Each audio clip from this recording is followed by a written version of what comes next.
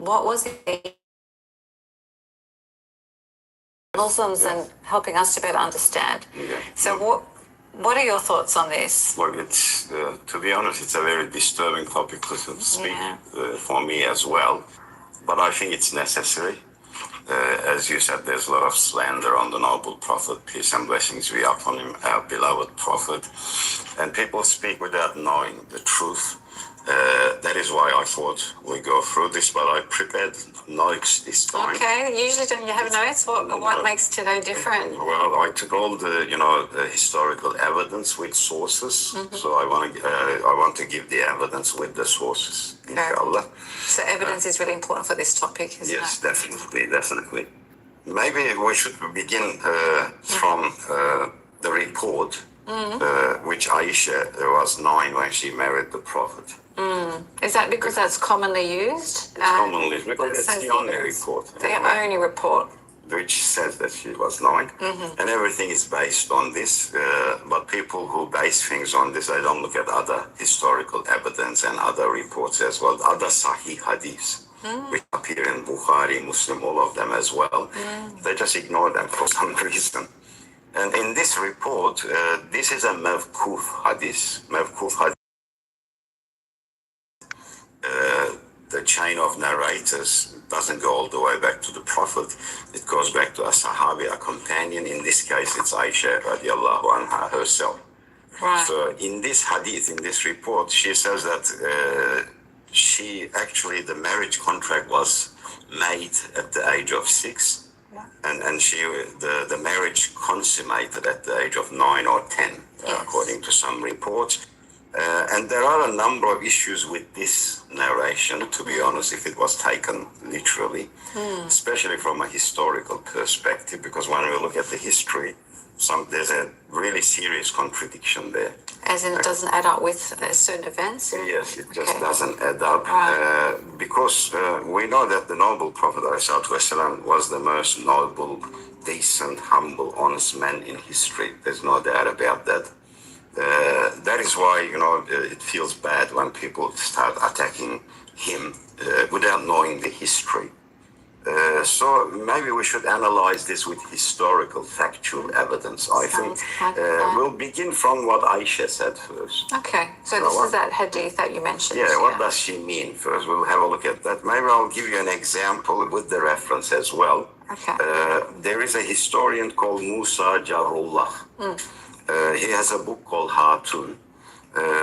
In the page 81 of this book, according to Arab customs, he says, when girls reach the age of puberty, when their menstrual cycle started, they would have this ceremony in Mecca. It was called Muhayyis ceremony. And after that, it means they entered into adolescence. And they used to be considered as a woman after that. And many of the Arab women, especially the noble ones amongst the nobility, they used to start counting their age after that time, after the ceremony. Right. So not at birth, not at birth. Not at birth. They would start counting. I'm a woman now. I start counting my age now. And if we look at Aisha's, narration where she says, I was 9 when I married the Prophet, we need to add, the time before when she began her menstrual cycle, so age of puberty. And that makes her roughly about 17, 18, if you add that on top. Now, some people might say this is, very speculative. That is why I want to use some, very powerful evidence to support this. I think it's very important to use those evidence. Evidence that she would have been about 18? Yes. So this means that so she said she was 9 when she got married, so this suggests that she reached puberty at 9? Around 9, which is reasonable, for a female, and then plus 9, so she was 18. Yes. And so you're now going to look at historical evidence that supports that she would have been about 18, actually. Can we really prove this? There are very strong evidences to prove it. Like one example I'll give you, and I can say that this is not an apologetic argument, it is based on historical facts. Actually, if we look at, for example, a book by Maulana Shibli, He lived in the 1800s. The book is called Asr Saadat. He was a very famous historian. And in his book, he clearly says that when Aisha married the Prophet, she was 18. Very clearly says it in his book. People can refer to this book. It's Asr Saadat, volume 2, page 9. That's a very important book because he's a very famous historian. There is another book called Hatemül Enbiya, Prophet Muhammad. It was written by Hikmet Berki, and he states that historical records show that Asma, who is the older sister of Aisha, she died in the 73rd year of Hijrah. After Hijrah, after the migration, at the age of 100. Asma died at the age of 100. Right. That was the 73rd year of Hijrah in Medina. Yes. This means that when Asma migrated to Medina, she was 27. At the age of 27. Many other historical records show that she was about 27 when she migrated. And we know by historical facts that Asma was 10 years older than Aisha. And we have many sources for this, 10 years 10-year gap between them. Between her younger sister.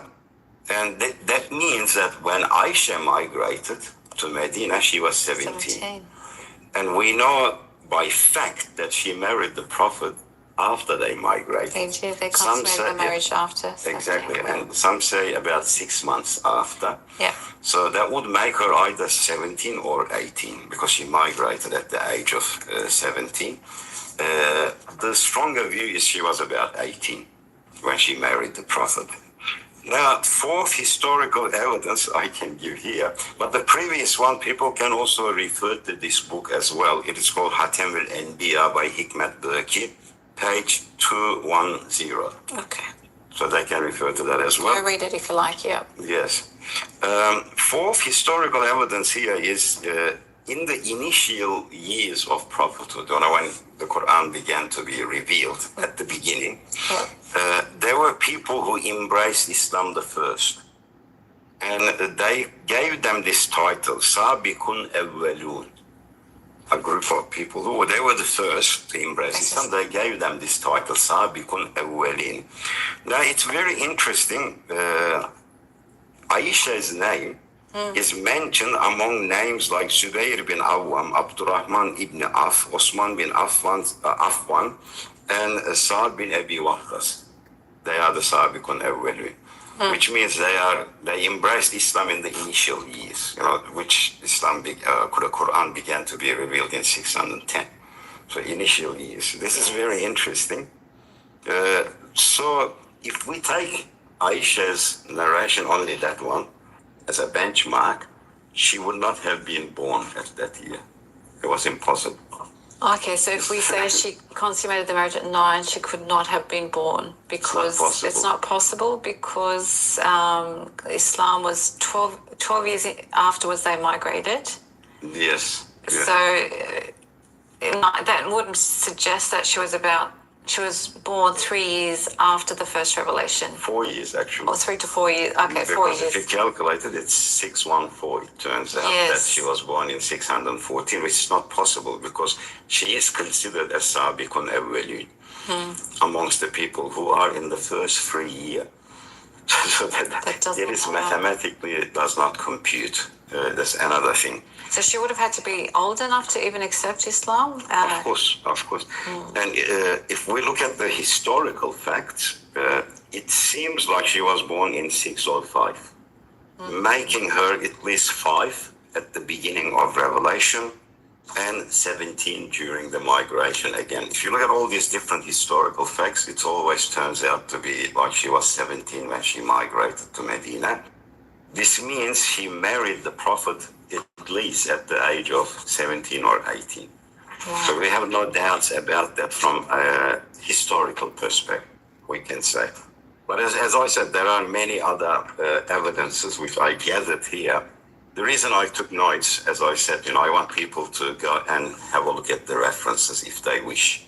So we are talking, academically. We're not just making speculations here. Yes. There is another very powerful source, which all Muslims, at least in that Jamaat, will agree with, because they consider this person as a very powerful hadith imam, who is Imam Nawawi. Yeah. And in his book, Tahzibul Asma, volume 2, page 597, and there's another hadith which supports this as well. It is in Hakim Mustadrak, volume 3, 635. It is stated that Asma was born 595, in the year 595, Asma.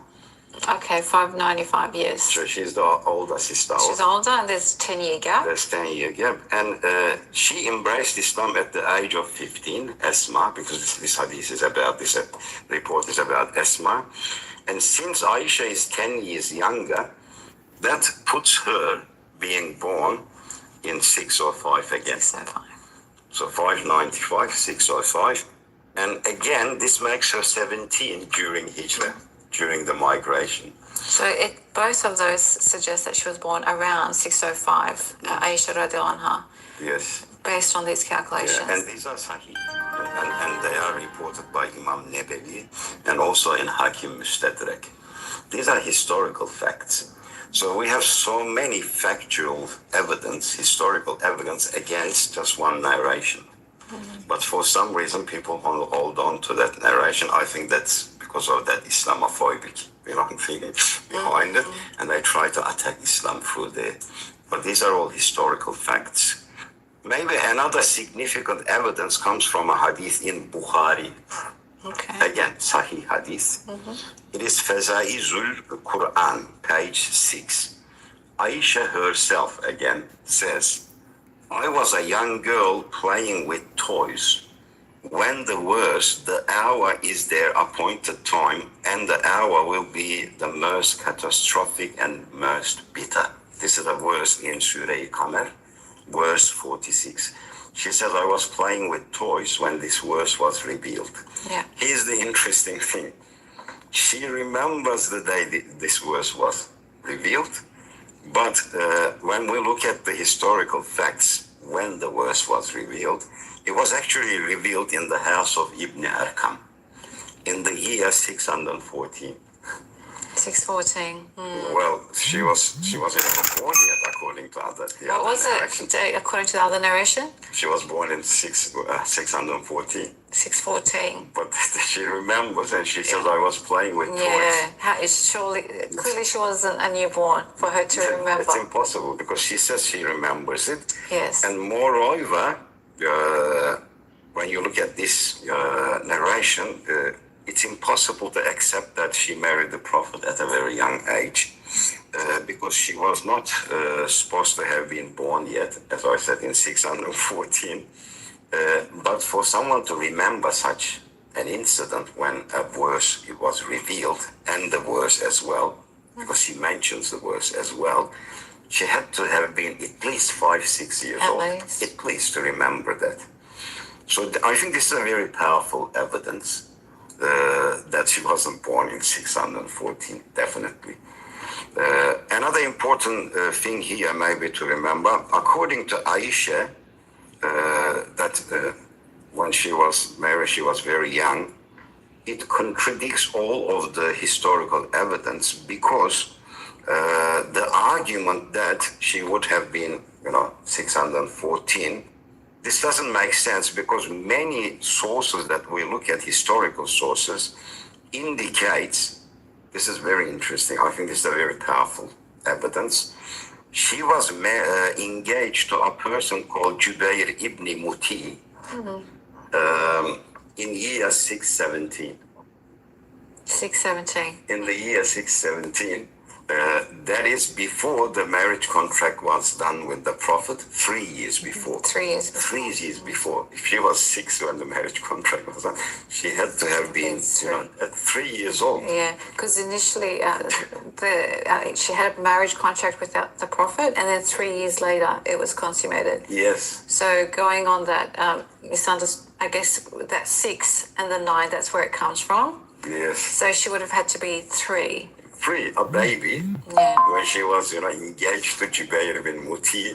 This is preposterous, it's absurd.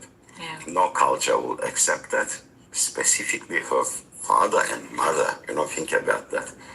It's ridiculous.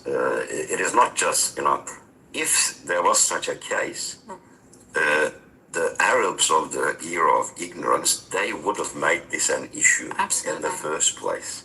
Absolutely. They wouldn't let something like this slip because it was such a community. They would have said, you can't do that. It's a very powerful, argument to attack the Prophet. Absolutely. They never used it. They never mentioned because they knew that was a cultural thing at that time.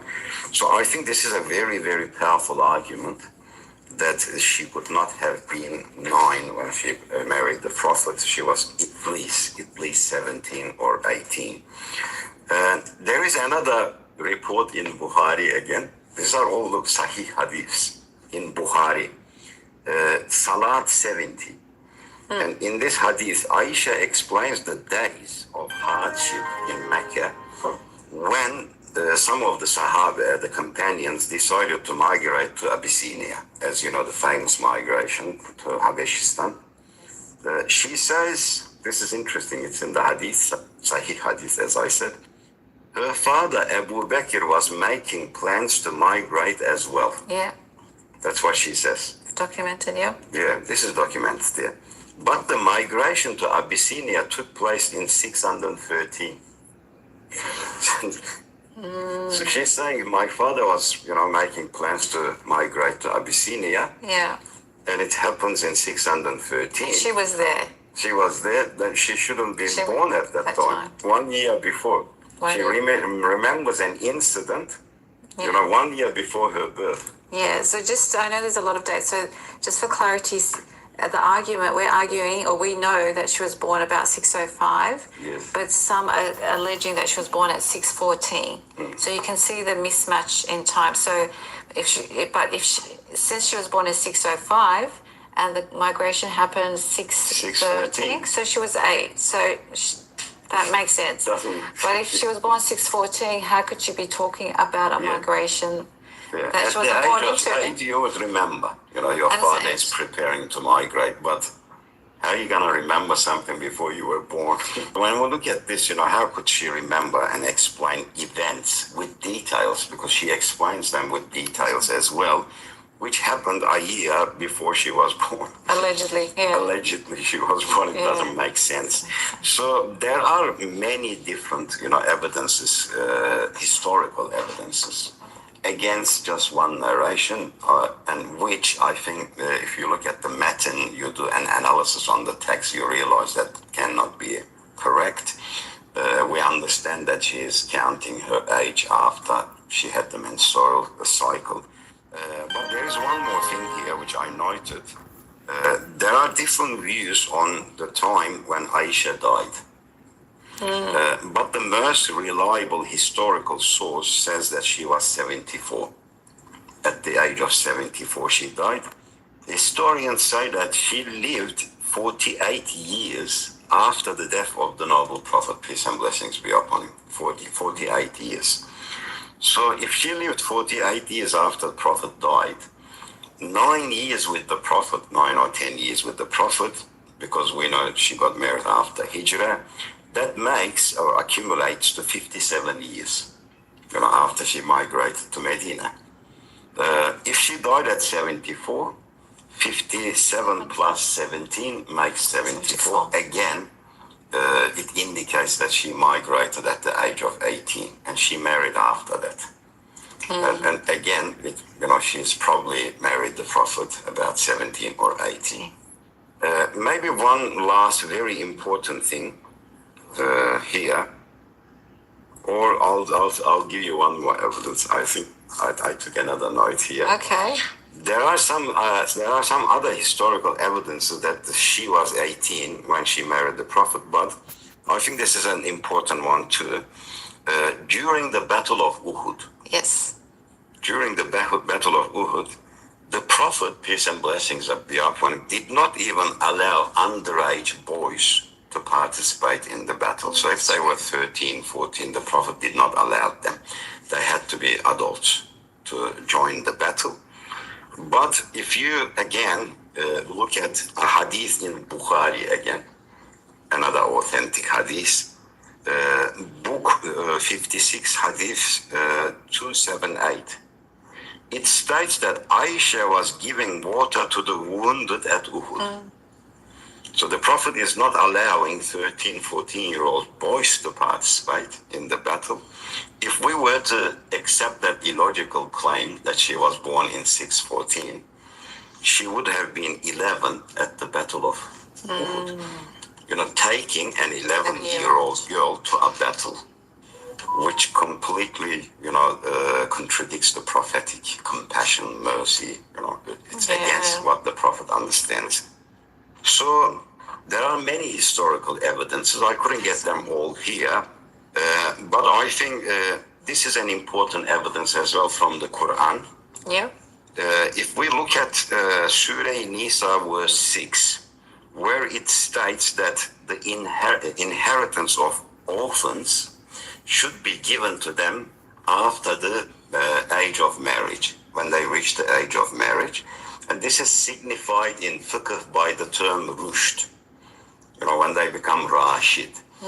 And it's usually, if you look at all Islamic fiqh scholars, this is after the age of 15. So it says, give the orphans their inheritance after the age of 15, which means the age of marriage needs to be after 15, not before that. And this is Islamic law. And very interestingly, in the Hanafi fiqh, if you look at the Ottoman era, in the more later days, I think in the 1700s, the Ottoman jurists actually made a minimum age for marriage based on the Hanafi rulings.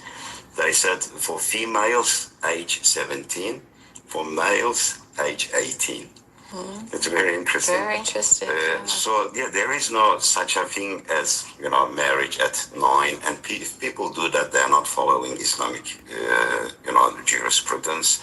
They are acting against Islamic rulings. I would clearly say that the age of marriage in Islam is at least 17 or 18 minimum. And our noble Prophet ﷺ, if we look at all the hadiths, all the evidence there, he did marry Aisha about 18, and she was about 18. That's what it looks like according to all the evidence. But people, as I said, take one narration coming from Aisha against all these sahih, authentic narrations on the other side, and historical evidence as well. But maybe one advice to those who are Islamophobic, who attack our noble Prophet, before you do these things, maybe go and have a look at the historical context, how people used to live, what was the social norms then.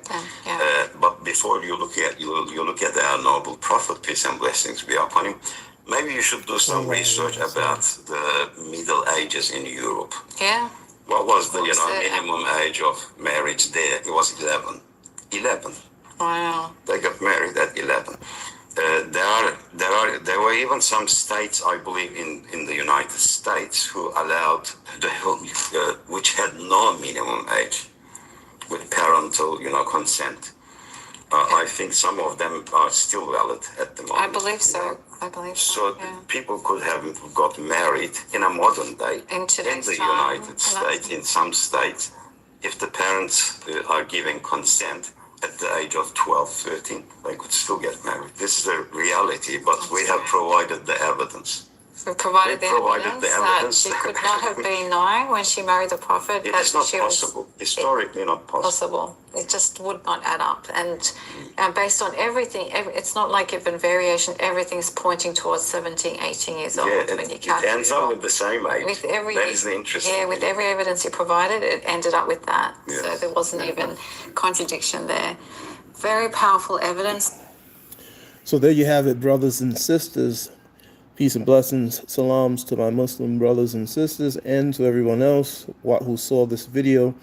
You can now have a whole new bunch of evidence that you can go and research. You can get the books that this brother has presented in this video to figure out how old Aisha radiallahu ta'ala anha was, how old she was when she married the Prophet, peace be upon him. So I hope I have done a sufficient job in presenting this, and I beg you, if you people like truth, go and do your research based on this video. This website is called Islamicity, ISLAMICITY.org, where underneath this video you will find detailed information, all of the sources that he has spoken of in this video. You will find them there, and continue your journey and your research to see exactly how old Aisha radiallahu ta'ala was. And that does it for me. Thank you all for being here, and I'll see you guys the next time. Peace and blessings. Ma salam.